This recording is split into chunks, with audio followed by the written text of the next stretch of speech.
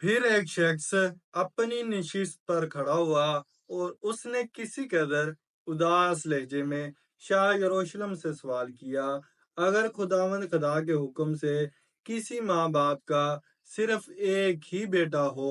शाह यरूशलेम ने जवाबन कहा, इस पर यह कानून नाफिज नहीं होता। हाँ, अगर वो माँ बाप खुशी से अपने अकलौते बेटे को सलीब की हिफाजत के लिए वक्फ कर दें तो ये इनकी अजीम कुर्बानी होगी और खुदावन यसु मसीह आखिरत में इन खानदान को बड़े इनामों कराम से नवाजेंगे। इसके साथ ही शाह अमूरी ने एक नए कानून के नफाज के साथ एक नया मालियाती शोबा कायम कर दिया। इस कानून के मुताबिक यरूशलेम में बसने वाला हर बाशिंदा अपनी आमदनी का चौथाई हिस्सा पाबंदी के साथ हुकूमत को अदा करेगा और ये रकम सिर्फ हथियारों और घोड़ों की खरीदारी के लिए वक्फ होगी, ताकि मुस्तकबिल करीब में मुसलमानों के खिलाफ एक नई ताकतवर फौज तैयार की जाए। शामूरी के इन ऐलानात ने पूरे यरूशलेम में जंगी फजा पैदा कर दी थी। फिर जब दरबार बर्खास्त हो गया तो यरूशलेम के तमाम उमरा और सरमायादार खलवत में शाहमूरी से मिले और इस कानून को मनसूख करने के लिए कहा, जिसके तहत यरूशलेम में रहने वाले तमाम खानदानों के लड़के जबरी तौर पर फौज में भर्ती किए जाएंगे। शाह मोरी ने मुस्कुराते हुए कहा, ये नया कानून उम्रा के लड़कों के लिए ही नहीं बल्कि रआया को मुतमिन करने के लिए ऐलान तो करना ही पड़ता है। अपने बादशाह का जवाब सुनकर तमाम उम्रा और सरमायादार मुस्कुराने लगे। हमें मुकद्दस शहनशाह से यही उम्मीद थी कि हमारे हकूक का खास ख्याल रखा जाएगा। फिर भी अवाम को दिखाने के लिए आप लोग कभी कभी फौजी इज्तिमात में शिरकत कर लिया करें। शाह मोरी ने शराब का प्याला होंठों से लगाते हुए कहा। दूसरे उमरा और हाजरीन भी शाह यरूशलेम के साथ बेतकल्लफाना शराब नोशी में मशगूल थे। अब खुद ही सोचें कि हम और हमारे बच्चे किस तरह जंग कर सकते हैं। कसरत शराब नोशी और ऐश प्रस्ती ने हमारे जिस्मों को खोखला कर दिया है। महाज जंग पर तो इन ही गरीबों के तंदुरुस्त तवाना बच्चे जा सकते हैं। इनके जिस्मों में खून भी ज्यादा होता है और मजहब के नाम पर कट मरने की तड़प भी। ईसाई हुक्मरानों की यही बुज़दिली और मुनाफकत थी जिसकी वजह से इनकी फौजें पे दर पे शिकस्त खा रही थी। अस्कंदरिया की कामयाब तरीन मुहिम से फारिग होकर सलाहुद्दीन अयूबी कारा पहुंचा। इस वक्त इसकी वालदा मोहतरमा जुबैदा खानम और अमाम शरफुद्दीन भी दमिश्क से कारा पहुंच चुके थे। सलाहुद्दीन अयूबी को इसकंदरिया पर हमले की खबर सुनकर बहुत उजलत में अपनी बीवी शमसुन्निसा के हमरा कारा आना पड़ा था। इसलिए ये दोनों बुजुर्ग हस्तियां बाद में रवाना हुई थीं और सुस्त रफ्तारी के साथ आरामदा गाड़ियों में कारा पहुंची थी। सलाहुद्दीन अयूबी सबसे पहले वालदा की खिदमत में हाजिर हुआ। जुबैदा खानम ने सिकंदरिया की फतह के साथ बेटे को मजीद फतवात की दुआओं से सरफराज किया। फिर वो अपनी बीवी शमसुन्निसा से मिला और एक कीमती हार शादी के तोहफे के तौर पर अपने शरीक के हयात को नजर किया। मिस्र के खजाने में बहुत से नवादर मौजूद हैं, मगर वो सब राया की अमानत है। सिर्फ ये हार मेरी जाती कमाई का नतीजा है। शमसुन्निसा ने बड़ी हैरत से अपने इस शोहर की तरफ देखा जो एक मालदार इस्लामी रियासत का सरबराह था। मैं बैतुल माल से जितनी रकम खर्च करने के लिए लेता हूँ उससे बस ये एक ही हार बन सकता था। सलाहुद्दीन अयूबी ने बावकार मगर मोहब्बत अमेज लहजे में कहा, आप एक अजीम मिजाज की बेटी हैं। अगर कबूल करें तो मैं सिकंदरिया की इस फतह को अपनी मोहब्बत के तोहफे के तौर पर पेश करता हूँ। शमसुन्निसा ने एक नजर शोहर की तरफ देखा और शर्मा कर सर झुकाया। मैं इस तोहफे को दिलो जान से कबूल करती हूँ, मगर अभी आप पर बहुत से तोहफे कर्ज हैं। और आखिर में तोहफा अजीम। बीवी की बात सुनकर सलाहुद्दीन अयूबी को हैरत हुई। फिर इसने मुस्कुराते हुए अपनी शरीके हयात से पूछा, تحفہ عظیم سے آپ کی کیا مراد ہے، وضاحت کریں۔ شمس النساء بھی مسکرانے لگی۔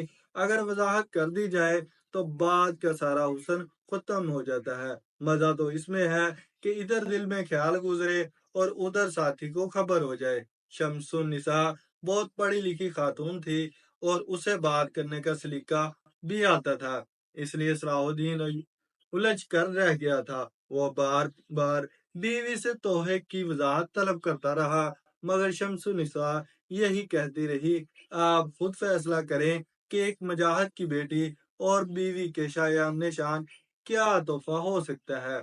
راز و نیاز اور محبت کی باتوں کے یہ لمحات بہت مختصر تھے۔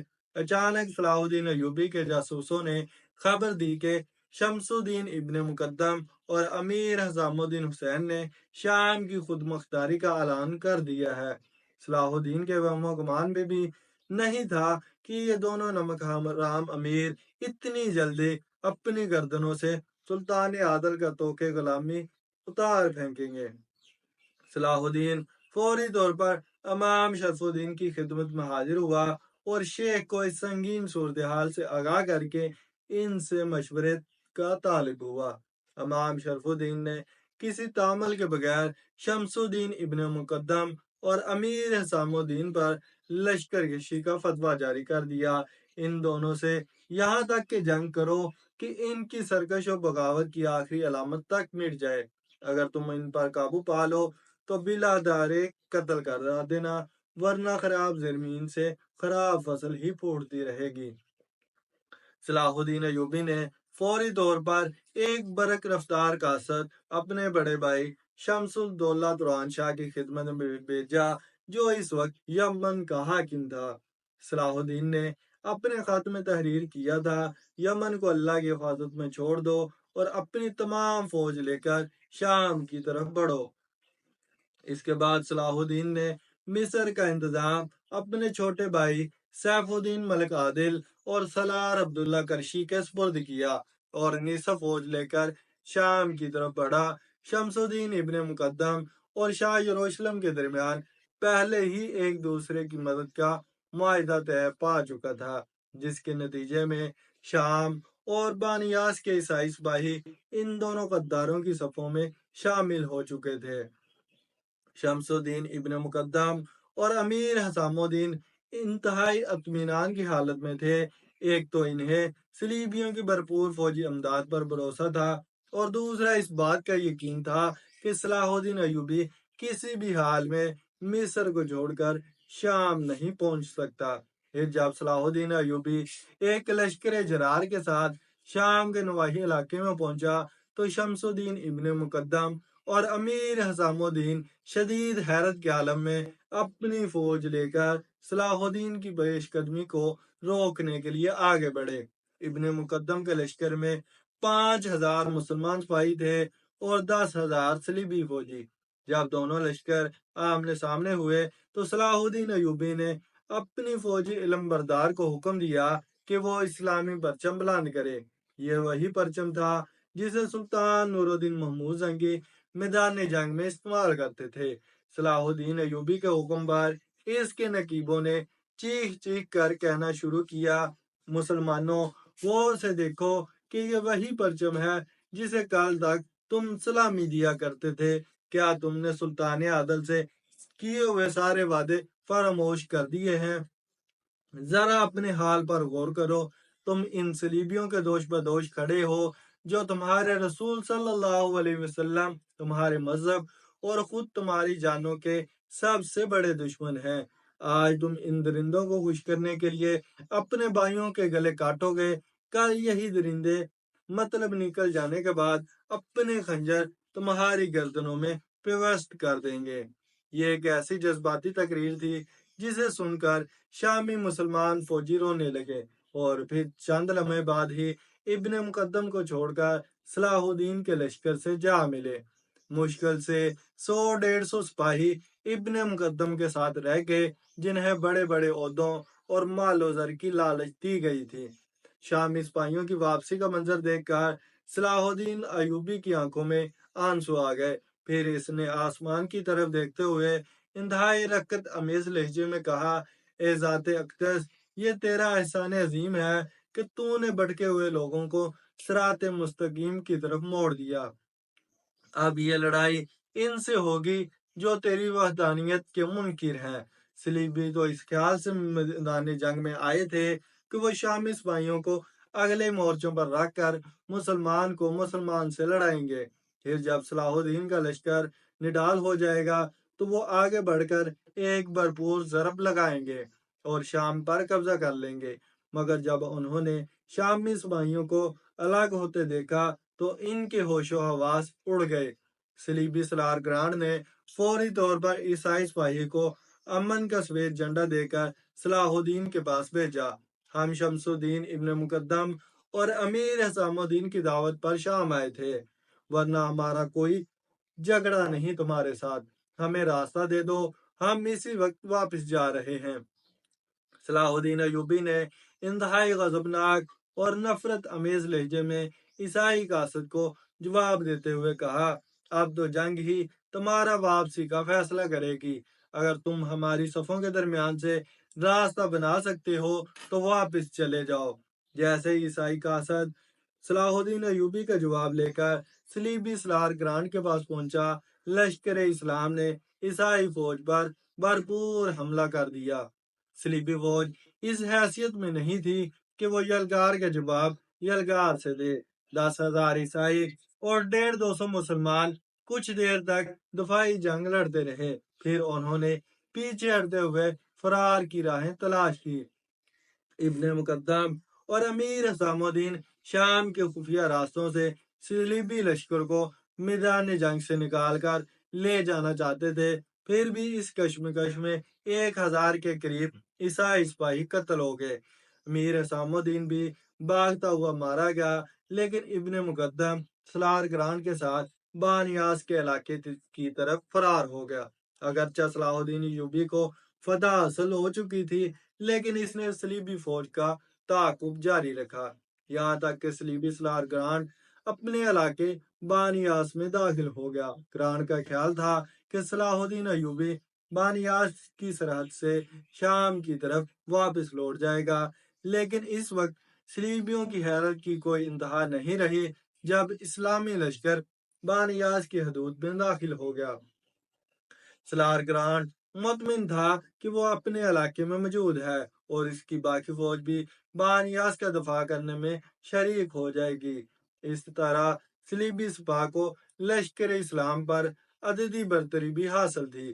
گرانٹ کو یقین تھا کہ اگر صلاح الدین نے بانیاس میں داخل ہونے کی غلطی کی تو شکست فاش اس کا مقدر بنے گی، مگر لوہی آسمان پر کچھ اور ہی تحریر کیا گیا تھا۔ صلاح الدین ایوبی اور اس کا لشکر اس جام بازی کے ساتھ لڑا کہ صبح سے غروب آفتاب تک اس جنگ میں ہزاروں صلیبی لقمہ اجل بن گئے اور سالار گرانٹ رات کے اندھیرے میں بچے کچھ سپاہیوں کے ساتھ فرار ہو گیا۔ غدار شمس الدین ابن مقدم بھی اسی کے ہمراہ تھا۔ یہ وہی بانیاس تھا جس کے کچھ حصوں پر عیسائیوں کا قبضہ تھا، باقی حصہ غدار ابن مقدم نے صلح کرتے ہوئے صلیبیوں کو بطور تحفہ دے دیا تھا۔ صلاح الدین نے نہ صرف مسلمانوں کا علاقہ واپس لے لیا بلکہ عیسائیوں کے علاقے پر بھی غلبہ حاصل کر لیا۔ اب صلاح الدین ایوبی بانیاس کے نئے انتظامات میں مصروف تھا کہ اس کے چھوٹے بھائی سیف الدین ملک عادل کا خط پہنچا، جس میں بیک وقت 2 المناک سانحوں کی اطلاع دی گئی تھی۔ ایک یہ کہ دمشق میں صلاح الدین ایوبی کی ساس رضیہ خاتون کا انتقال ہو گیا تھا۔ دوسری تکلیف دہ خبر یہ تھی کہ سلطان نور الدین محمود زنگی کے حقیقی بھتیجے والی موصل سیف الدین نے جزیرہ پر قبضہ کرنے کے ساتھ ہی اپنی خود مختاری کا اعلان کر دیا تھا۔ صلاح الدین ایوبی کے لیے یہ دونوں خبریں بہت زیادہ اذیت ناک تھی۔ رضیہ خاتون کی موت اس کا ذاتی غم تھا، لیکن مادر ملکہ کی بے وقت موت کے منفی اثرات ملکی سیاست پر بھی پڑ سکتے تھے، اور اس کی بنیادی وجہ ملک صالح کی نو عمری تھی۔ اب اس کے سر پر کسی ایسے بزرگ کا سایہ نہیں رہا تھا जो इसे अपनी बात मानने पर मजबूर कर देता। सुल्तान आदल के भतीजे सैफुद्दीन की खुद मुख्तारी का ऐलान सलाहुद्दीन अयूबी के लिए तकलीफ दा जरूर था, मगर हैरान कुन नहीं था। वो पहले ही पूरी सल्तनत नूरिया पर कब्जा कर लेने की तदबीरें सोच रहा था, और इसने अपने इसी मंसूबे की तकमील के लिए रजिया खातून से शमसुन्निसा का रिश्ता मांगा था। इनकार की सूरत में सैफुद्दीन ने अपनी मोहतरम चाची को जिस कदर गुस्ताखाना खत तहरीर किया था, इसे पढ़कर अंदाजा किया जा सकता था कि मुस्तकबिल करीब में सैफुद्दीन के क्या इरादे होंगे। अगर वो सिर्फ अपनी खुद मुख्तारी के हालात पर अलान पर कनायत करता तो ये एक फितरी अमल होता, क्योंकि मौसल का इलाका इसकी आबाई जागीर में शामिल था। लेकिन अपनी हदूद सल्तनत से निकलकर जजीरे पर कब्जा कर लेना सैफुद्दीन की बदनिश्ती की गमारी कर रहा था, और इंसानी हर्सो हवस और बदनिश्ती की कोई इंतहा नहीं होती।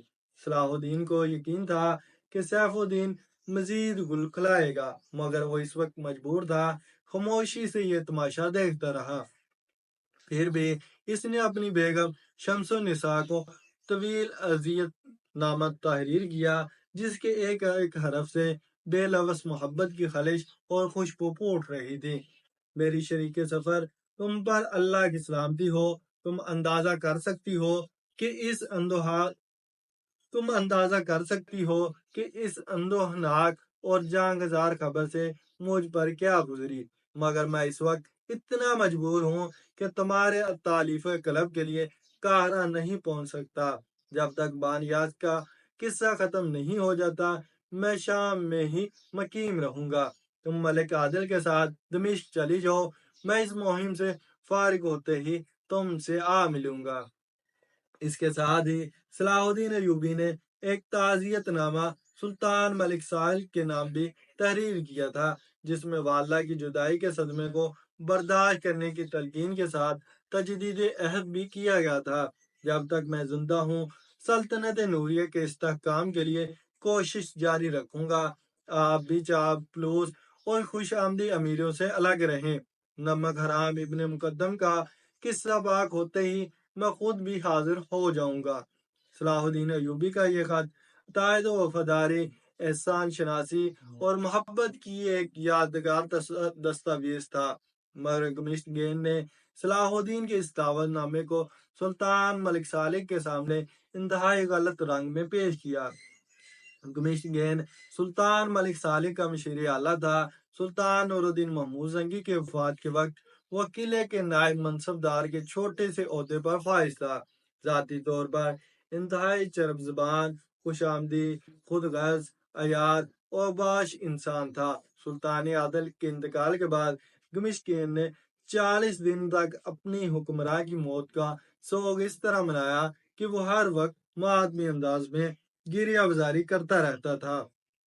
बार बार रजिया खातून की खिदमत में हाजिर होता था और चीख चीख कर कहता था, अदल इंसाफ का सूरज गुरूब हो गया और जमीन पर गहरी तारीकी छा गई। हाय मेरे आका, हाय मेरे बादशाह। रजिया खातून एक साफ दिल और सच्ची खातून थी। गोगमिशगेन की इस मकाराना गिरिया गुजारी से मुतासर होकर इसे खानदान जंगी का बहुत बड़ा हमदर्द समझने लगी। इस तरह वो सुल्तान मलिक सालिक के हल्के में शामिल हो गया और तरक्की करते करते नौमन हुक्मरान का मशीर खास बन गया। कमिश्गेन चूंकि फितरतन एक कमीना इंसान था, इसलिए दूसरे इमरा की कमजोरियों पर नजर रखता था।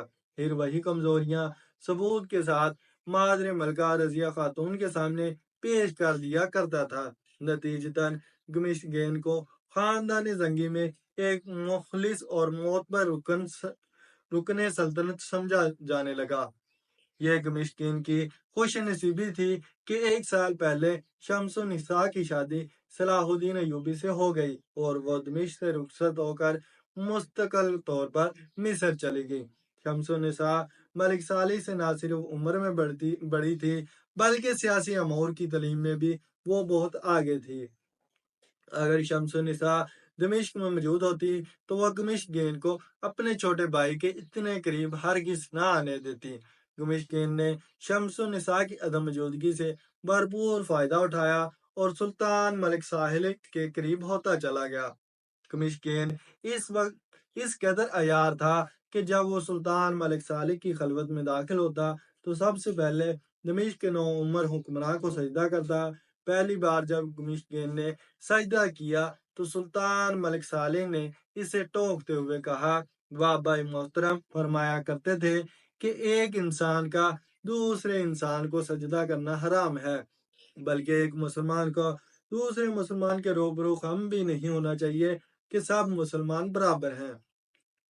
ये सुनते ही गमिश्कीन की शैतानी जहन ने अपने सजदे का जवाब तराशते हुए मलिक सालिह से कहा, सुल्तान ज़िशान, ये वो सजदा नहीं जो एक मुसलमान अपने अल्लाह को करता है, ये सजदा ताज़ीमी है। मैंने सुल्तान अदल का नमक खाया है, इसलिए इनके एहतराम में आपको सजदा करता हूँ। ये मेरी वफा का सबूत है। अगर बाकी उम्रा भी मुखलिस होते तो वो भी मेरी तरह आपको सजदा करते। मलिक सालिह के मासूम जहन पर यह बात नक्श होकर रह गई और वो कमिश्कीन के फ्रेम में आ गया। जब तक मादरे मलका रजिया खातून जिंदा रही, वो बेटे की शब-ओ-ज़ौर पर गहरी नजर रखती और अपनी मालूमात की हद तक मलिक सालेह को सियासत के नशीब अफराज समझाती रहती। फिर जैसे ही रजिया खातून की आंखें बंद हो गई, कमिश्कीन की बन आई। इसके रास्ते की आखिरी दीवार भी गिर गई थी और इसे खुलकर खेलने का पूरा मौका मिल गया था। जिस दिन रजिया खातून का इंतकाल हुआ, मलिक सालेह पर रंजो आलम का पहाड़ टूट पड़ा था। मुशफ़िक बाग के बाद आखिरी मेहरबान हस्ती भी दुनिया से रुखसत हो गई थी। रोते रोते मलिक सालेह की आंखें सूज गई थी। तदफीन के बाद जब रात आई तो मलिक सालेह अपने मखसूस कमरे में उदास बैठा था। गमिश्केन इसके पैरों पर सर रखकर कुछ देर तक रोता रहा। फिर सुल्तान मलिक सालिह से कहने लगा, सुल्तान ज़िशान, आप कुछ देर के लिए सो जाएं। गमिश्केन ने इंतहाई हमदर्दना लहजे में कहा, आंख लग जाएगी तो बड़ी हद तक आपके जहन से इस सदमे अजीम का बोझ उतर जाएगा। हमें नींद नहीं आती। सुल्तान मलिक सालिह ने नहायत गमज़दा लहजे में कहा। बार बार वालदा मोहतरम का चेहरा नजरों के सामने उभर आता है। गमिश्केन फौरन ही सुल्तान मलिक सालिह के कमरे से निकल गया और फिर थोड़ी देर बाद वापिस आया तो इसके हाथ में एक बलोरी जाम था जो शराब से लबरेज था। सुल्तान ज़िशान, इसे नोश कर लीजिए, आपको ज़हनी सुकून भी मिल जाएगा और गहरी नींद भी आ जाएगी। ये तो शराब है। मलिक सालिम ने चौंक कर कहा, मजहबन भी हराम है और सेहत के लिए भी नुकसानदेह है। मिस्कीन बड़ा शातिर और चरब जुबान शख्स था। इसने कुरान करीम की एक आयत का हवाला देते हुए कहा, अगर तुम हालत इसरार का शिकार हो जाओ तुम तो मर्दार भी खा सकते हो। इस वक्त आप पर रंजो आलम का पहाड़ टूट पड़ा है। इस अजियत और करब को दूर करने के लिए आप शराब नहीं पी रहे बल्कि दवा इस्तेमाल कर रहे हैं। जब आग की ये कैफियत जायल हो जाए तो शराब तर्क कर दीजिएगा। सुल्तान मलिक साली ने गमिश्कीन की बात को हैरत के साथ सुना। फितनागर को अपनी चाल कामयाब होती हुई नजर आ रही थी। लोग कुछ भी कहें मगर हकीकत ये है कि शराब और रक्स बादशाहों की शान है। अगर कोई हुक्मरान इन चीजों का इस्तेमाल नहीं करता तो फिर उसमें और राया में क्या फर्क रह जाएगा। दरअसल बादशाह वही है जो शाहाना रविश अख्तियार करे ताकि अवाम पर इसका रोब जलाल कायम रहे। इस किस्म के मजीद दलाइल सुनकर सुल्तान मलिक सालेह का नापुख्ता जहन भटक गया और वो अपने मशीर अल्लाह के फ्रेम में आ गया। फिर इसने अपने वालदा के गम को भूलने के लिए वो हराम सियाल हलक से उतार लिया जो मजे में इंतहाई तलख था। थोड़ी देर बाद जब सुल्तान मलिक सालेह बेहोशी के हद तक गहरी नींद सो गया तो गमिश्कीन के होंठों पर शैतानी मुस्कुराहट उभर आई। वो एक शाहीन बच्चे को जेर दाम लाने में कामयाब हो गया था। दूसरे दिन भी सुल्तान मलिक साले ने शराब को दुआ समझकर इस्तेमाल किया और फिर वो एक हफ्ते में उम्मुल ख्वाइश शराब का आदी हो गया। इसके बाद मिस्कीन ने नई चाल चली। अल्लाह मादरे मलका की मगफिरत करे। इंसान से अनजाने में गलतियां हो ही जाती हैं। कमिश्केन ने सर झुकाकर बड़े आजिज़ाना लहजे में सुल्तान मलिक सालेह को मुखातिब करते हुए कहा, मगर बाज गलतियां ऐसी होती हैं कि इनका अजाला नहीं किया जा सकता और आने वाली नस्लों को भी इसकी सजा काटनी पड़ती है। सुल्तान मलिक सालेह ने चौंक कर अपने मशीर आला की तरफ देखा। तुम क्या कहना चाहते हो गमिश्केन? वालदा मरहुमा की गलती का सुनकर सुल्तान मलिक सालेह के चेहरे पर नागवारी का रंग उभर आया था। सलाहुद्दीन अयूबी कुछ भी हो जाए मगर इसकी गर्दन में सुल्तान आदल का तोके कलामी हमेशा रहेगा। गमिश्केन ने बड़ी एहतियात से अपनी बात आगे बढ़ाई। मादर मलका ने इसे दामाद होने का शरफ भेजा मगर वो गुलाम का गुलाम ही रहा। इसने अपनी जात दिखा दी। सुल्तान मलिक साहिब अपने मशीर आला की बात अभी भी समझा नहीं था। वो अब भी हैरत और नागवारी से गमिश्केन की तरफ देख रहा था। जब मादरे मलका के वफात पर दुश्मनों की आंखें अश्कबार हुई, इस वक्त सलाहुद्दीन अयूबी आपको ताजियत के चंद झूठे अल्फाज तहरीर कर रहा था। आखिर गमिश्कीन की नफरत से बेनकाब हुई और वो खुलकर सलाहुद्दीन अयूबी के खिलाफ जहर फिशाई करने लगा। क्या वो एक दिन के लिए आपका गम बांटने से आपका गम बांटने मिस्र से दमिश्क नहीं आ सकता था? ये कहकर मिस्कीन ने कसदन अपनी बात अधूरी छोड़ दी। अब सुल्तान मलिक सालिक की कैफियत बदल गई थी। उन्होंने अपनी मजबूरी तहरीर कर दी थी। वो इस वक्त शाम के महाज पर दुश्मनों से उलझे हुए हैं। इसकी माजरत कबूल की जा सकती है। सुल्तान मलिक सालेह ने सलाहुद्दीन अयूबी की वकालत करते हुए कहा, यह मजबूरी नहीं, सुल्तान निशान एक सियासी चाल है, एक बहाना। गमशगीर ने सुल्तान मलिक सालेह को सलाहुद्दीन अयूबी के खिलाफ भड़काते हुए कहा, सलाहुद्दीन ने मादरे मलका के गम में शरीक ना होकर साबित कर दिया कि इसे अपने आका के खानदान के दुख दर्द से कोई दिलचस्पी नहीं। आप बहुत जल्द ये मंजर देख लेंगे कि सैफुद्दीन वाली मौसल की तरह सलाहुद्दीन भी अपनी खुद मुख्तारी का ऐलान कर देगा। अगर ऐसा ना हो तो सुल्तान जीशान को यह हक हासिल होगा कि वो अपने इस गुलाम का मुंह काला करके पूरे शहर में गश्त कराएं। सुल्तान मलिक सालेह के चेहरे पर शदीद फिक्र परेशानी के आसार नजर आने लगे। गमिश्कीन ने बड़ी मक्कारी के साथ दोनों के दरमियान शक का बीज बो दिया था। अस्सलाम वालेकुम दोस्तों, मैं मोहम्मद असद और आप देख रहे हैं हमारा यूट्यूब चैनल। उम्मीद करता हूँ कि आज की वीडियो आपको पसंद आई होगी।